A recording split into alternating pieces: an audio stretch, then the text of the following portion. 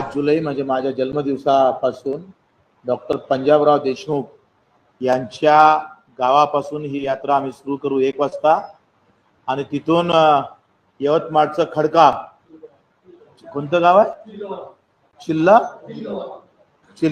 चिलगावान जिथे पहिली आत्महत्या शेतकऱ्याची झाली त्या गावापर्यंत ही यात्रा 7-12 कोरा कोरा यात्रा आम्ही काढणार आहोत। ह्या यात्रेत आम्ही पायी चालणार आहोत। 150 ते 200 किलोमीटर एकूण यात्रेचा प्रवास राहील आणि पुन्हा शेतकऱ्यांसोबत संवाद साधून आता आत्महत्या नाही लढणं शिकावं। माझ्या शेतकऱ्याच्या आत्महत्या थांबल्या पाहिजे।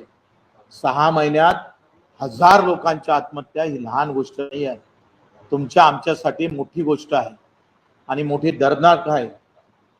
200 प्रवासी विमानातले मरण पावले, फार वाईट झालं, पण त्यांचा पुढचा बावनकुळेंना 3 डाव 4 डाव आला असं 10 मिनिटाच्या भाषणात, पण 1000 आत्महत्या त्यांच्या या 6 महिन्याच्या कारकिर्दीत मरण आत्महत्या झाला। माझा शेतकरी पाय घासून तळफू मेला, त्याची आठवण मात्र बावनकुळे साहेबांना झाली नाही, त्याचं दुःख आहे आणि म्हणून हे दुःख कायमचं नष्ट व्हावं। माझ्या शेतकऱ्यांना आत्महत्या करूच नाही त्यासाठी सुद्धा आम्ही पायपीट करतोय। जो शेतकरी अन्नत्याग आंदोलनाला आम्हाला भेटायला आला आणि आम्हाला ताकद दिली त्या शेतकऱ्याला आम्ही आता संवाद साधून संवाद आणि संवेदना जाणून घेऊन या पदयात्रा आम्ही सुरू करणार आहोत। त्याची सुरुवात त्याला आपली तुमची सगळ्यांची मदत लागणार आहे आणि मग 5 ऑगस्ट ते 9 ऑगस्ट सिंदूर यात्रा काढणार आहोत। रामायण से संविधान तक म्हणजे रामटेक पासून ते दीक्षाभूमीपर्यंत 5 ऑगस्ट ते 9 ऑगस्ट 9 ऑगस्ट हा क्रांती दिवस आहे आणि रक्षाबंधन आहे। हे सिंदूर वाचवायचं काम माझ्या 3.5 लाख महिलांचं सिंदूर सरकारच्या धोरणामुळे पुसल्या गेलं। ते सिंदूर पुसण्याचं वेळ येऊ नये।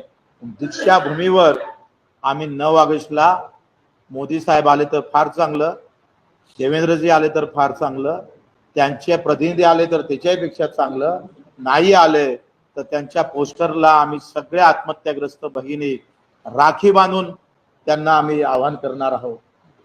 आणि मग या 2 यात्रेची आम्ही आता त्याची पूर्ण बांधणी केली।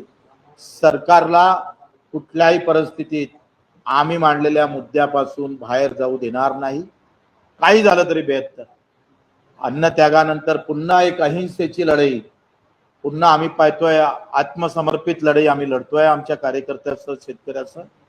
त्या लढाईला आपण सर्वांनी सहभाग द्यावा अशी विनंती करतो आणि थांबतो।